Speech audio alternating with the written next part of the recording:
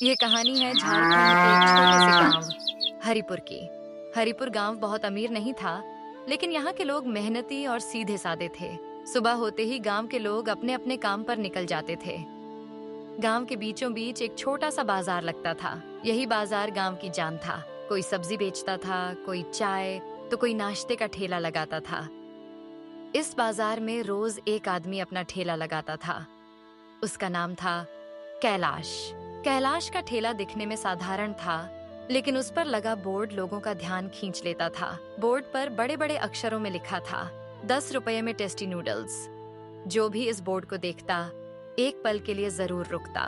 कैलाश को मेहनत करना बिल्कुल पसंद नहीं था। वह चाहता था कि बिना ज्यादा काम किए ज्यादा पैसा कमाया जाए। उसके दिमाग में हमेशा नई चालें चलती रहती थीं। एक दिन सुबह सुबह एक बूढ़े बाबा धीरे धीरे चलते हुए कैलाश के ठेले पर आए। उनके चेहरे पर थकान साफ दिखाई दे रही थी। बेटा, बहुत भूख लगी है। 2 दिन से ठीक से कुछ खाया नहीं। 1 प्लेट नूडल्स दे दोगे तो दुआ दूंगा। बाबा, यहाँ कोई धर्मशाला नहीं है। पैसे हो तो खाओ, नहीं तो आगे बढ़ो। बाबा की आंखें भर आईं।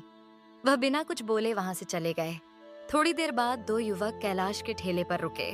भाई, 10 रुपए वाले नूडल्स 2 प्लेट देना।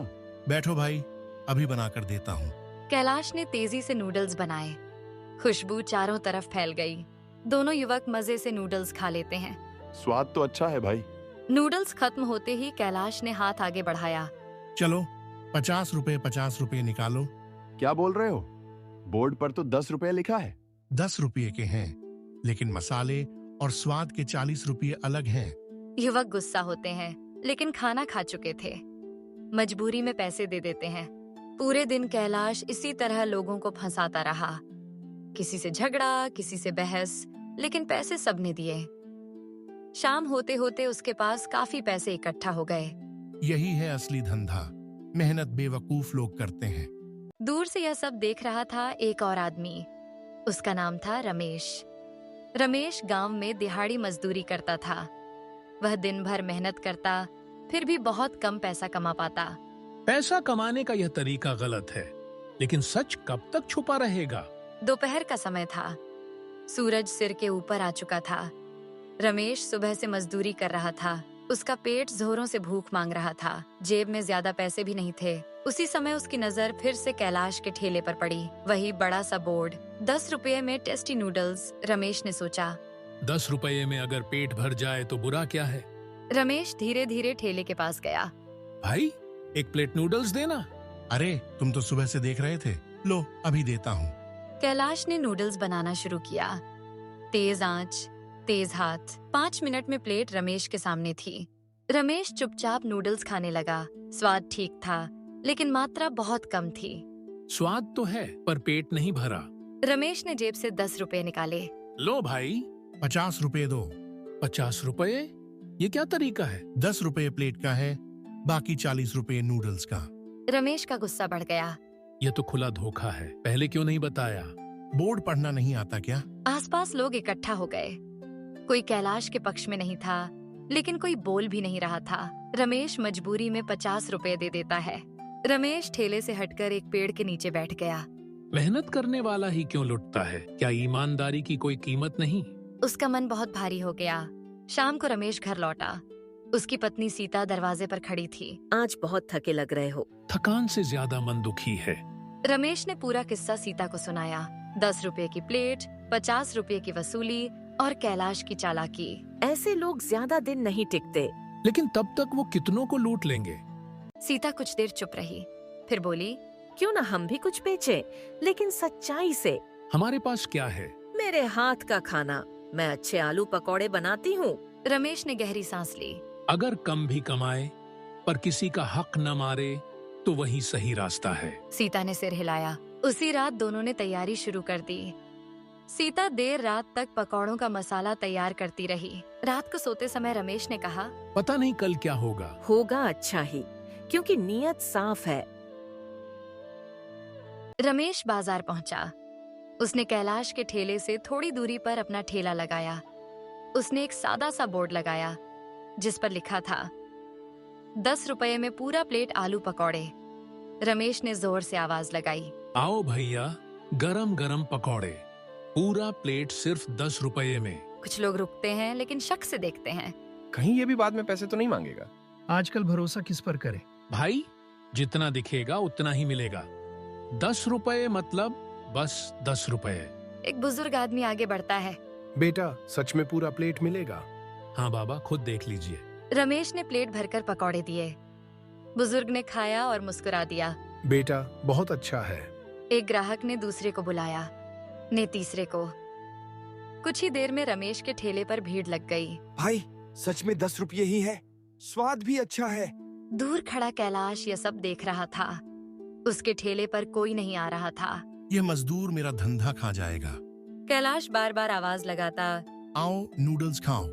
लेकिन लोग उधर देखते भी नहीं। शाम होते होते कैलाश बहुत परेशान हो गया। अगर यह बंद हो जाए तो सब फिर मेरे पास आएंगे। तभी उसके दिमाग में एक खतरनाक योजना आई। अगले दिन कैलाश सब्जी मंडी पहुंचा। वहां एक दुकानदार था, मंगलू। अगर रमेश को खराब आलू दे दोगे तो मैं तुम्हें 1000 रुपये दूंगा।